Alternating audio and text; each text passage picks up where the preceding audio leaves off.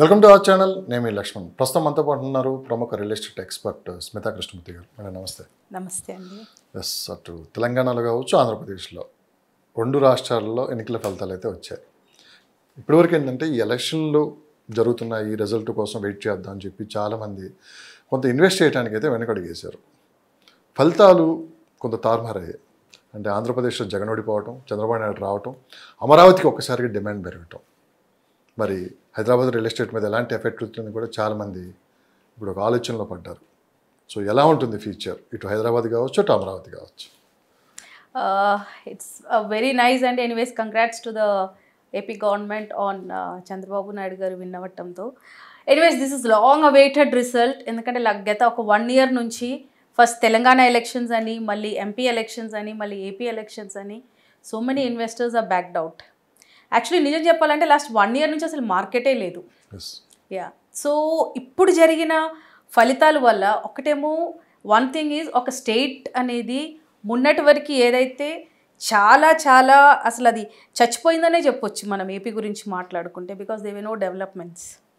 అలాంటిది ఇప్పుడు ఒక కొత్త గవర్నమెంట్ రావటం, కొత్తదంటే గవర్నమెంట్ కొత్తది కాదు, బట్ అగైన్ రీకమింగ్ టీడీపీ అనేది రీబర్త్ ఒక నిజంగా చెప్పాలంటే it's a rebirth for TDP party now, అంత మెజారిటీతో గెలవటం. So he proved that government అనేది ఇట్స్ నాట్ జస్ట్ పథకాలతో పాటు డెవలప్మెంట్స్ కూడా ఉండాలి. ఇప్పుడు ఇక్కడ జరిగిన విషయం ఏంటంటే లాస్ట్ 10 years నుంచి చూసుకుంటే, first of all state divide అయినాక ఆంధ్ర అండ్ తెలంగాణ డివైడ్ అయిపోయింది. ఆంధ్రాలో జనాలు మ్యాక్సిమం హైదరాబాద్లోనే ఉండిపోయారు. ఎందుకంటే అక్కడ మనకి న్యూ స్టేట్, అక్కడ ఏమొస్తుందో, ఆపర్చునిటీస్ ఎలా ఉంటాయో తెలియలేదు. Then after 5 years first TDP వచ్చింది, మళ్ళీ జగన్ వచ్చారు. జగన్ వచ్చాక people had little more hopes, ఎందుకంటే హీఈస్ ఎ ఎడ్యుకేటెడ్ లీడర్ అనుకొని. అక్కడ కూడా పీపుల్ లాస్ట్ హోప్. సో ఆ డెవలప్మెంట్స్ లాస్ట్ 10 years నుంచి ఆంధ్రాలో స్టాగ్నెంట్ అయిపోయింది. And that was the reason మనకి తెలంగాణలో ఇంత ఇన్వెస్ట్మెంట్స్ రావడానికి, ఇంత బూమ్ హైదరాబాద్కి రావడానికి reason is all Andhra money flowing into Hyderabad. Actually మనం ఒక అనాలిసిస్ తీసుకుంటే మనకి హైదరాబాద్లో రొటేట్ అయ్యే almost 60 to 65% funding or investors అని అనొచ్చు, కంపెనీస్ ఉండొచ్చు, అంతా ఆంధ్ర సైడ్ నుంచి వచ్చిన వాళ్ళే ఉన్నారు. సో ఇప్పుడు what we see the result, man with a vision అనొచ్చు, a leader with a lot of passion అనొచ్చు, చంద్రబాబు నాయుడు గారు వచ్చారు. So now what we are foreseeing is definitely మీరు అన్నట్టు అమరావతికి స్కోప్ ఉంటుంది. The other big districts also, ఇప్పుడు మనకి విజయవాడ, వైజాగ్ లాంటి ప్లేసెస్ ఉన్నాయి. ఇప్పుడు నిజం చెప్పాలంటే అక్కడ కూడా రియల్ ఎస్టేట్ లేదు, ఎందుకంటే people are not willing to stay there. Complete zero ఈ 5 years నుంచి 5 years నుంచి అసలు నిల్ అని చెప్పొచ్చు. సో ఇప్పుడు అమరావతితో పాటు మనకి ఈ చుట్టుపక్కల ఉన్న ఈ డిస్ట్రిక్ట్స్ అన్నీ కూడా బాగా డెవలప్ అవుతుంది. ఇప్పుడు మనకి పోర్ట్స్ అనేది, సీషోర్ అనేది చాలా ఉంది ఆంధ్రాలో, పెద్ద పెద్ద బిజినెసెస్ వచ్చే ఆపర్చునిటీస్ ఎక్కువ ఉన్నాయి అక్కడ. యాక్చువల్లీ నిజం చెప్పాలంటే this logistic business is one of the biggest business all over వరల్డ్లోనే. మనకి ఆంధ్రాలో చాలా పోర్ట్స్ ఉన్నాయి, కానీ ఇంతవరకు ఎవరు దాన్ని డెవలప్ చేయలేదు. స్టేట్ బైఫికేట్ అయినాక స్టేట్ క్యాపిటల్ మీద, అదర్ థింగ్స్ మీదనే జనాలు ఫోకస్ చేశారు అప్పట్లో కూడా. But now I think the scope for growth in Andhra Pradesh is more than in Hyderabad. So డెఫినెట్గా ఇది ఒక పెద్ద దెబ్బ పడుతుంది హైదరాబాద్ రియల్ ఎస్టేట్ మీద. ఇంకొకటి ఏంటంటే ఇక్కడ ఎఫోర్డబిలిటీ పెరుగుతుంది. జగన్ గవర్నమెంట్లో పథకాలు ఇచ్చారు, అమ్మఒడి అని, స్కూల్ అని, ఇంగ్లీష్ మీడియం స్కూల్స్ అని చాలా ఇచ్చారు, అన్ఎంప్లాయ్మెంట్ కానీ.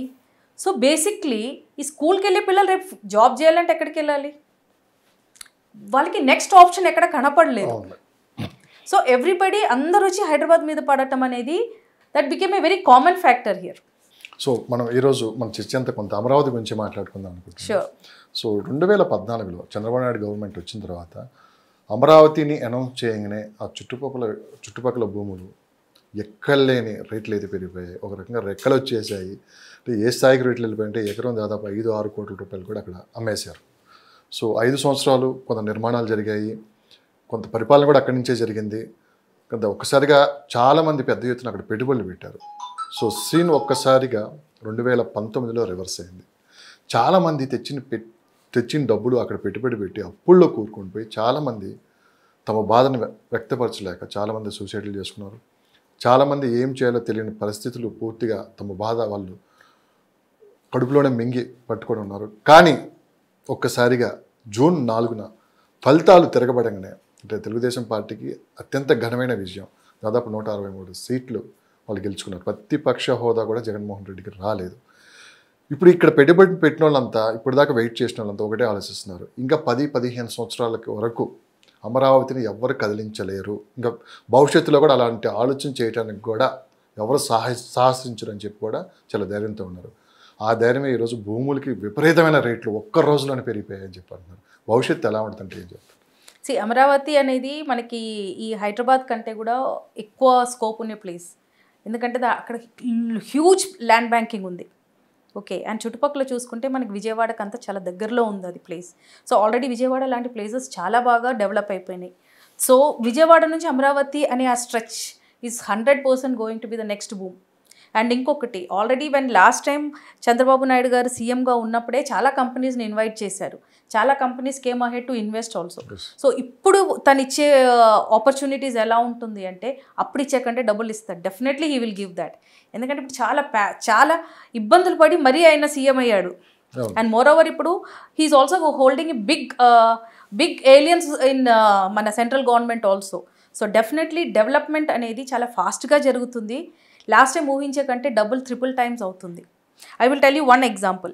ఒక 10 days back we came across one investor.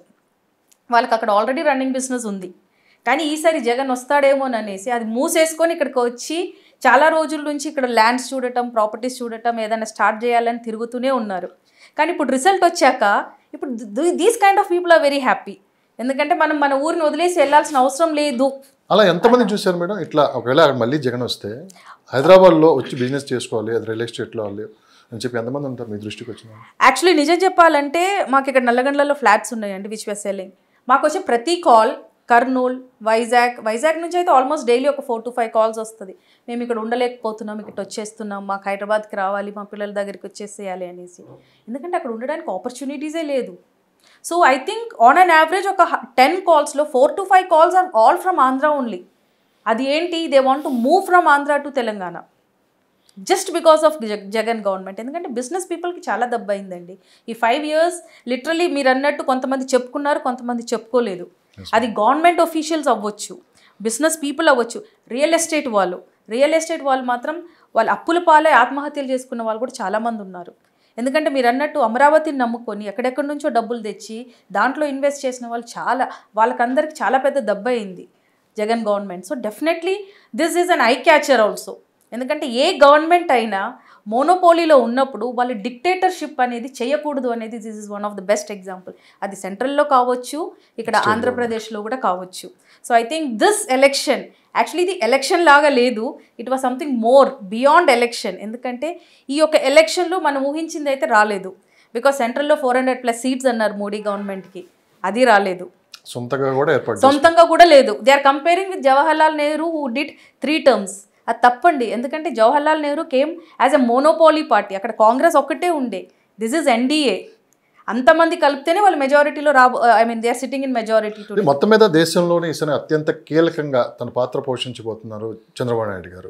So నిధుల విషయం కావచ్చు రాష్ట్రానికి, సో చాలా అప్పులు ఉన్నాయన్నారు. మొత్తం మీద తను అనుకున్నది 2 అమరావతి, 2 పోలవరం, ఈ 2 కంప్లీట్ చేయడానికి ఆయన శాయశక్తుల ప్రయత్నిస్తూనే ఉన్నారు. ఈసారి ఖచ్చితంగా అవి పూర్తి చేసి ఆయన ఈ 5 సంవత్సరాల్లో తను అనుకున్నది నెరవేర్చుకుంటా అంటారు. కానీ కొత్తగా ఇన్వెస్ట్ చేసేవాళ్ళు ఇప్పుడు హైదరాబాద్ వైపు చూడాలా, అమరావతి వైపు చూడాలా?